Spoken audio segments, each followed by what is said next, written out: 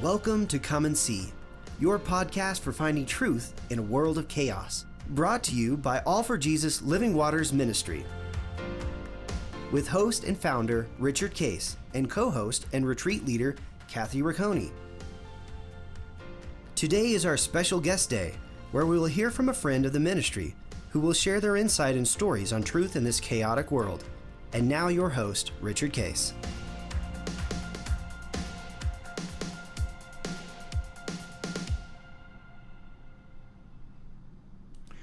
Well, good morning, everybody. This is Guest Thursday, Kathy, and we have, again, part two of our very special guests, Ken and Margie Blanchard.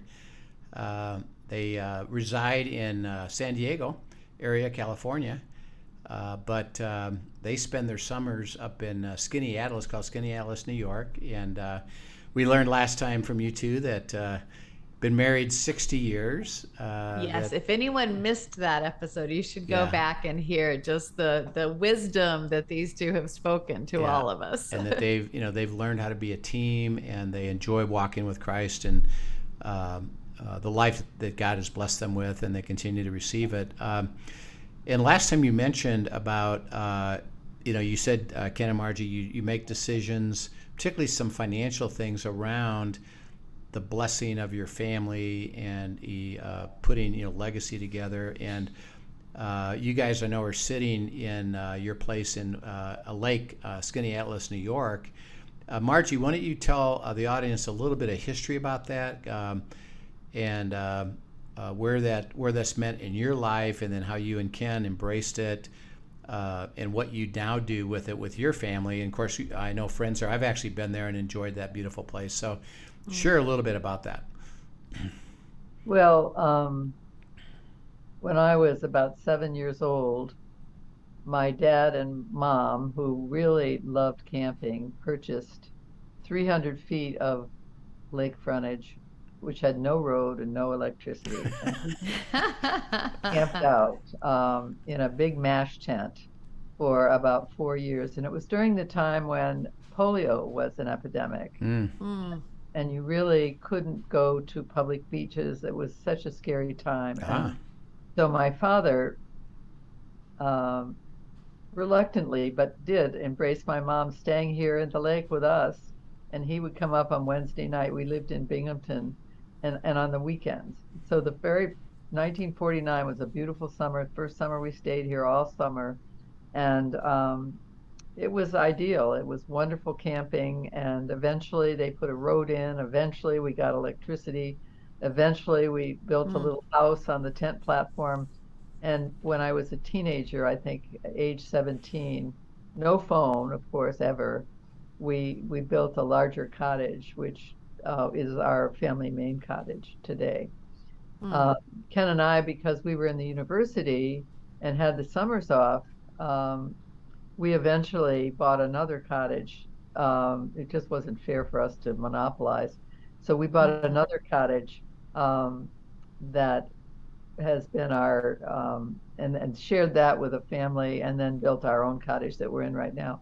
So it's been all close by to the original property? All close by, yes. And that's great. And since then, our kids have each built cottages, and it's become a compound practically. Because when we were growing up, we really made the kids come to the cottage. I'm sure they maybe wanted to play baseball all summer or something. I don't even know, but this was just where we came to renew. And it was especially important for Ken and I because we had a pretty high-powered life, and just knowing that we were going to have 6 to 8 weeks where no television, where we would do the things that I did as a kid: swim across the lake, take hikes up the waterfall, have campfires, do family things, was such a blessing, and to be able to have friends up here and everything. So that's beautiful. It's a huge blessing. I don't think my parents ever, even in their wildest dreams, thought that this would be as important as it's been to us. And so it's been just not having television around for, you'd be amazed, 8 weeks. It just clears your mind. It really You're, If anything important happens, somebody will tell yeah, us. they just You know? surprised, you know. That's great. So What it's, what has been refreshing? You said you've gone there and learned to be refreshed. What about it refreshes you while you're up there for both of you? probably more than anything, just nature, the water, Mm. the beauty. You know, we live in California, which is brown right now. This is green. We get our green fix when we're here, and it renews itself. You know, this Mm. land and this lake renew themselves. It's also, we go to this little church that really, I mean, we sing hymns that were created in the 1970s, Yeah. the 1700s.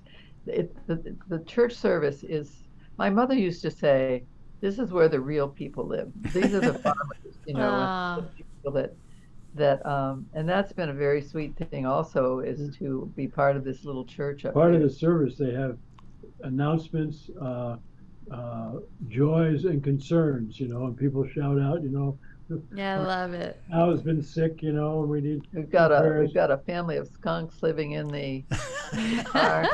You know, how can we get rid of them? Yeah. I mean, you'd be amazed. It's So such a sweet thing. this Sunday is our last Sunday before we head back, and so they asked me to Yeah. preach. So I'm gonna, my sermon is called "Let's Talk About Love," Yeah. and I'm gonna use the scripture from weddings. Love is patience, love is kind. Right. That's great. Go down the 9 aspects of that and see how all we're doing on those things. Yeah, it'll be nice. So, but it's just a place to renew, and the kids are finding that also. As I say, they do work here, because they can't quite be away from their jobs Sure. for the time. Right. But one of the blessings of COVID is we've gotten used to remote work, and people can work almost anywhere. So We had a whole company meeting recently that Scott held, and he had over 200 people online from around the world, and we're sitting here at Skinny Atlas, yeah, so it does, and I can stay in touch with some of the projects I'm still involved with, and Ken does an awful lot of writing up here, which is really Oh, I good. bet. So It's a it's, great place for that. yeah, it's nice. It's very refreshing. So it's been and you have your kids and in-laws come up, and so they're kind of building that memory bank, right, with you guys there, and they must like coming up every year too. Then. Yeah. And then I do a memory book at the end of every summer. I've been doing it now for over 20 years, where I, have pictures in it about what's new, what's the same, what's different and everything. And so every time you take a picture around here, well, I hope it's in the book, because people share that. But also it's a way, we had a huge family reunion this summer with over 60 people, and we just built some wonderful new memories. 75th anniversary of Margie's family coming to the lake. Yeah, so Wow. it was. Wow. Oh, that's amazing. It's really great, and I will tell you about one thing we do. We started about 8 years ago. We have breakfast breakfast with the ancestors, we call it, and it's at this little local cemetery where my mom and dad are buried, and his sister, and we have breakfast there, and then we sit around and talk about family members who've come and gone, and people who've died that year, including dogs. The big dogs are really important, including that. But it's an hour and a half of just reflection on the blessings of the people who. And Margie and I have 2 tombstones, and it says Margie Blanchard, Dash. 1940 dash. Yeah, we're. And so sometimes we'll lie down in front of No, our we don't. tombstone. Take our picture. I don't think we could get up. I don't think we could get I that. know we couldn't, but Just how are we gonna live our dash? Yeah. And, just Ken, don't have him dig the hole yet. That's all. My son Scott was working down as an intern in Texas and got in an automobile accident, and he called. He said, "You got any extra plots up there?" We bought 10 more plots, and people are vying for who's going to be in those plots. No, I don't know about that, but it's. I think family memories are really important, and I guess right now I'm the memory keeper for at least the summers that we've been doing. And it's wonderful for me at the end of the summer just to think, what did happen this summer? What happened during the time that we want to remember? And she names the summer too. Yeah, I am. I don't know what this summer is going to be called, the furry one or something. I don't know. We have a lot of puppies up What here. a beautiful gift you're giving to what everyone kind in of, creating that legacy. What kind of though. names have you had before? What are some of the names you've had Well, before? we've had this sweatshirt summer. It was cold all summer. Okay. Last summer it was the wet and wild summer. We had a lot of flooding up here. Yeah. Very unusual. So we had some flooding.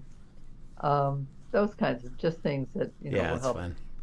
Yeah. Talk about the significance of going to the same place in building memories. Linda and I have found, I know Kathy has too, and Dan, is for our kids and grandkids, going back to the same place actually there's an importance to that, and a kind of an emotional glue to that. Talk a little bit about the fact, because you just said you've celebrated 75 years of your family, which has really got to be amazing for you. But now your kids are now building places, coming there. They want to spend time there. What's the value of building that memory and kind of something that it is repeatable, year after year?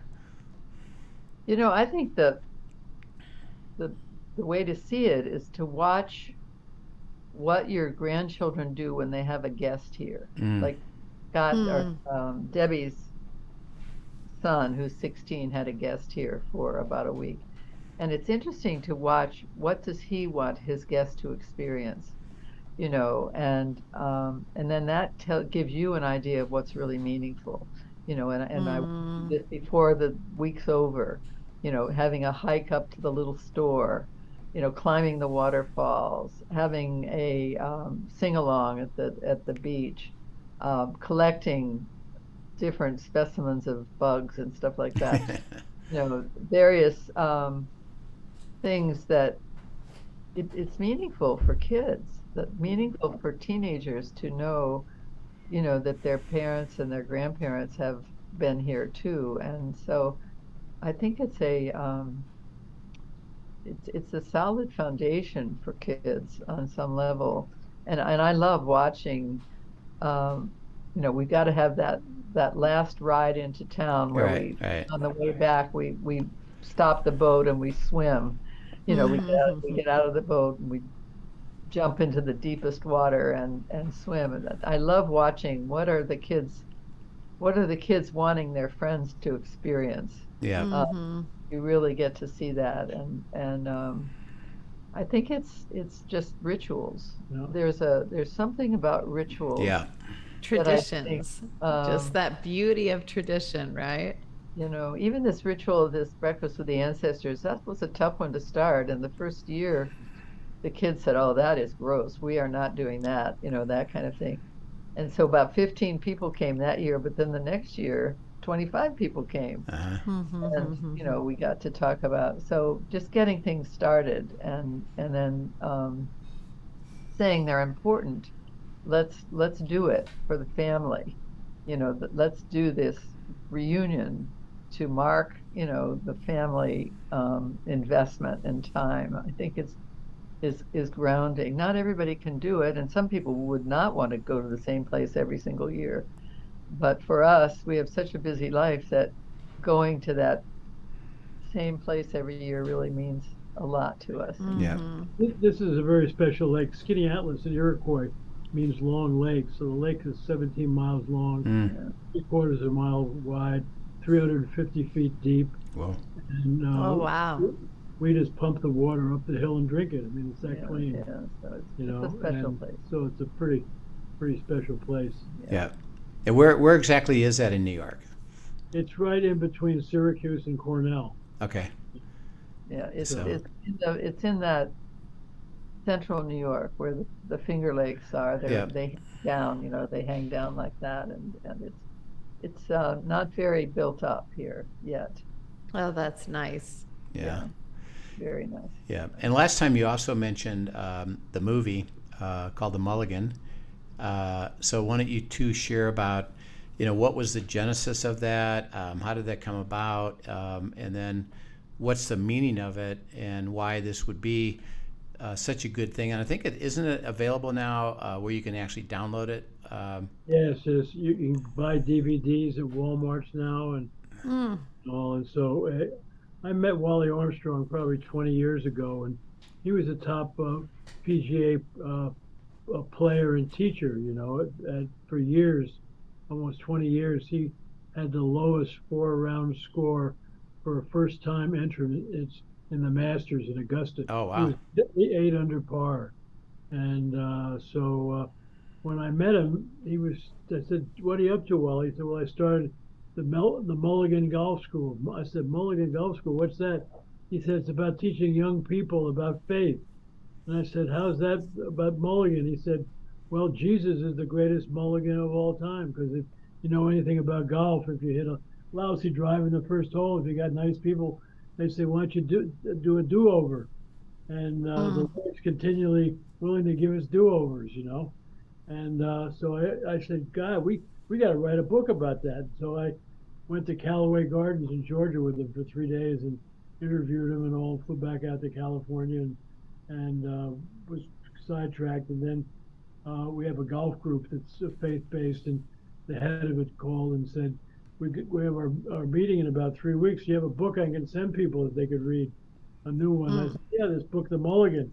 And he said, "Well, I need it in 2 weeks," and I hadn't written anything. Thank God, this is you're in charge. And in 2 weeks, I had a full draft of the book to give everybody. That's great.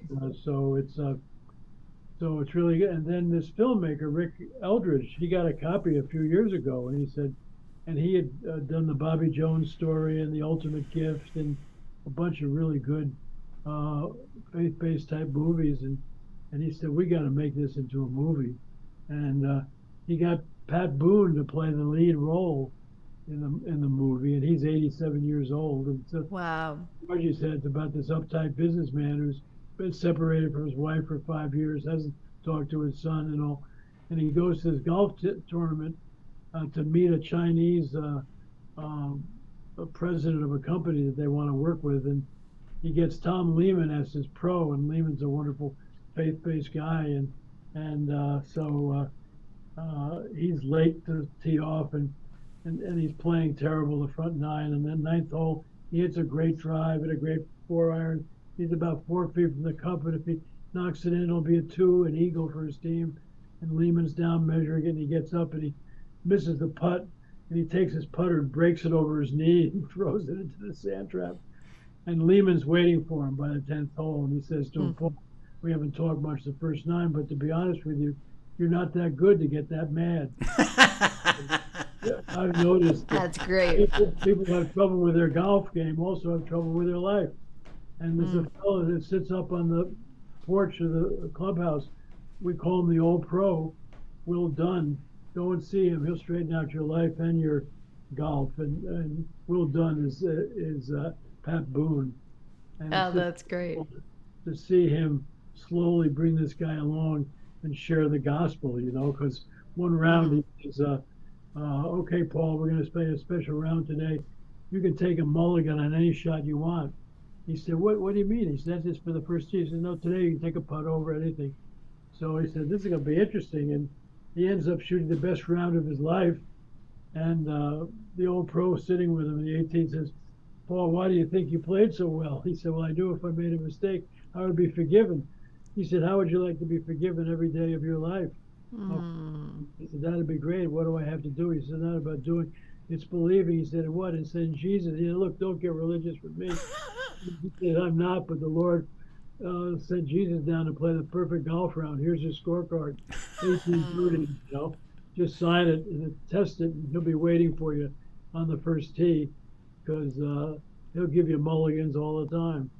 And it's a really powerful thing. Everybody, they always give it a hand at the end after they see it, because it's a wonderful, simple but powerful way to share the gospel. That's awesome. Wow, that's beautiful. And it's go ahead. Go ahead, Margie. Ken is in the very last scene, remarrying the couple who get back together, they've got him dressed like the Pope, frankly. I mean, he is amazing. The big Such robes a and stuff. surprise. Yeah. I know he can't say anything because he'd have to join the union. So he just stands there. But Pat Boone has the cutest outfits. These, these knickers Yeah. with argyle Oh, socks. that's great. They were all his. They didn't have to rent any of them. They belonged to him, and it's beautifully shot down in Georgia. So it's a lovely movie. Ken's written over 60 books, and the only one that's been picked up for a movie was about golf and faith. So what does that tell you? Yeah, there you go. Yeah. And how's it been being received, Ken? I know it was out in the theaters, and now you can download it. And It really has been received beautifully all over the thing. There was a big faith-based film festival recently, and we got nominations for 7 awards, including Wow. best supporting actress, best film. Yeah. And I think it's one to be proud of. That's great. Have you developed a like an accompanying guide? Because a lot of times people in small groups will like to watch the movie together and then, have discussions Margie on and it. I Did were you talking develop about- any resources to go with it? we were talking about that yesterday. We need to do that. Well, I thought you had a little pamphlet or Yeah, we have a something. little pamphlet, that they can use, but I think that's one of the has the hopes. Book of John in it. Yeah, I think that's one of the hopes for the movies is that they're going to approach churches. Right. And, we haven't been involved in making a movie and promoting it. Those are professionals do that. Right. Right. Because they had to raise quite a bit of money to create the movie. Right. So they've been very interested. Ken's been on the phone every Monday for at least the last 6 months on promotion and everything. So, but they're not depending on us, thank goodness.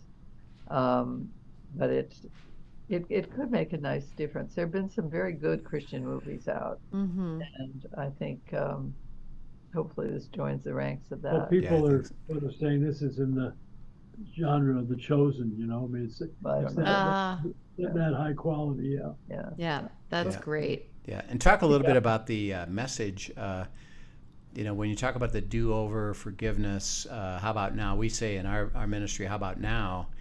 God says, I know you made mistakes, but let's go forward. Talk a bit about that message for you two and why that's so important in the Christian life of understanding the beauty of really, what you call the Mulligan. Well, the key thing is that a lot of people want to say, what can I do to live a perfect life so God will love me? Yeah. Understand, God already loves you, and God already knows you can't live a perfect life, and He's there to walk with you as your partner. And boy, what a tremendous relief that is. And once you know that He's your partner, I think you start to behave better. But it's not to get His love because you already got it. Yep. It's especially key in our life right now because we're losing people. We're at the age where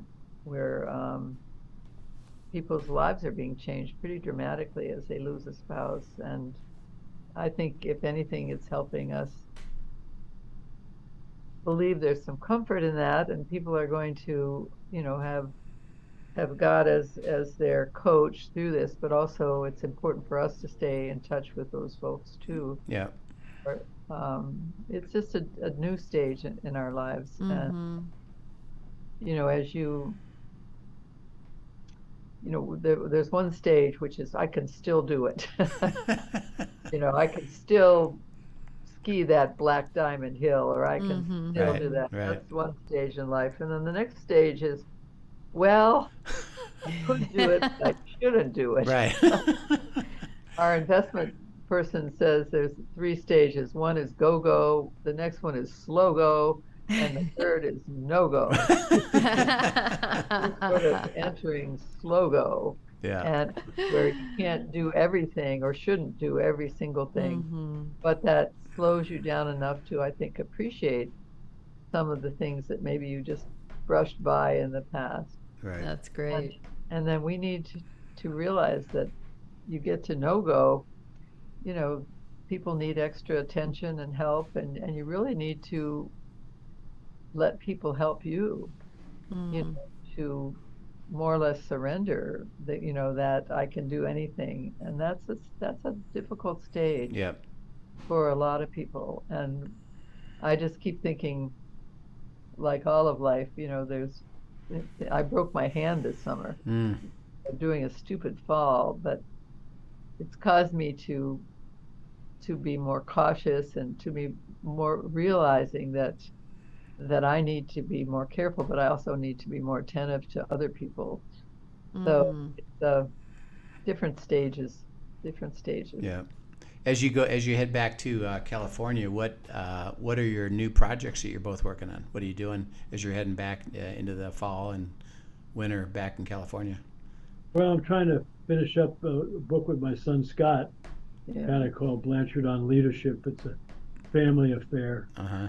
Oh, that's great. What he's learned from me and what I've learned from him. And so, in fact, we're having a meeting later this afternoon with our editor who just flew in here, and Margie and I and another editor. Feedback on the first draft. Yep. We don't ever publish anything until we do about four or five drafts. Right. People say, I'll pay $20 for a Xerox copy of that. Maybe got a book that they want. That sounds like a neat thing. Yeah, I've just got some pet projects that I'm working on, which are keeping me very interested in life. I'm doing more internal training in the company around career development. We have a lot of new people, and I figured I've got to get to know these new people. I'm not out with clients, and so I did. 24 of them went through a career development class with me in cohorts last spring, and I'm doing another 24 this fall. Oh, And that's then great. helping people develop their leadership point of view, which is another little seminar that helps people. And I'm leading that, and then we're doing a history project in the company, trying to figure out how we can help with onboarding by telling a better history. Yep. So that I have these pet projects that keep me plenty busy. Yep. And involved in the company, but not involved in the management of the company. Right. You know, Sounds and like an exciting time still, yeah. it's actually it allows me to be able to travel if I want to. It doesn't, you know, Right. I don't have direct reports, which is why I have one, but you know, it's more project sorts of Right. thing. I like to stay involved, but I don't want Scott and those guys are doing the heavy lifting, and I did that for a long time. Yeah. So you don't have anything day-to-day urgency. You can just plan out because you're going to do traveling, and I know you do other things, and you got ministry together, and I've got 3 or 4 ladies support groups that I really enjoy. We read some wonderful things and talk about it, and that's been a joy, you know. So that's That's fun. great. This is the 43rd year of our anniversary of our company, Yeah. and 25th anniversary of our Lead Like Jesus ministry. right. That Phil Hodges and his wife Jane just left here after a week, Yeah. and this was almost their 50th year coming to the lake. Yeah. In the summer. They're very special, and so that's really we're now in 25 nations, and it's amazing how everybody around the world loves Jesus. They don't necessarily like Christians. Not too much judgmental stuff, but we have Muslims and we have all kinds of faith all going through because they all want to have leadership. And yeah, Jesus, he's the only religious leader who really got out in the action. Right. That's beautiful. Well, thank you so much for again giving us your history of your place there, Skinny Atlas, and the great movie, and just your life together, and that it's this beautiful place of fulfilling, God's purpose, and you're enjoying it, and we can see that you enjoy it. So thank you so much for being our guest today and the last couple of times. So thank you so much. We love you guys, and we wish you well going back home. And Ken, I'll be talking to you every week, so we're keep excited about that. So Yeah, appreciate thanks you. so much Thank for you. joining us, everyone. And thank you. Also, I would love to see a photo at some point of all 8 dogs on this pup plane Oh, when it wow. happens. So We're going to have it. Believe me. I just, that'll go in the photo book for the it'll summer, definitely right? go in the memory book. Yeah, it'll definitely. Some of That's these great. big dogs, they like to charge her a little joy. Growls at them. So Yeah. they're now calling her Sunshine. That's great. Well, you guys are such a joy and such an inspiration in showing how to create traditions and legacies that Yep. just really make an impact on your children for generations. So thank you for sharing all of that. And thanks for joining us, everyone. Look forward to seeing you next time tomorrow with End Times Friday. Yep. Thank you, Ken and Margie. See you soon. Okay, good. Thank you for joining us for today's episode of Come and See, your podcast for truth in a world of chaos. Brought to you by All for Jesus Living Waters Ministry. Send us your questions and comments, and tune in tomorrow for more answers to your personal questions about living life in God's truth. Remember, God's will is best and none better. His truth brings peace in this world of chaos.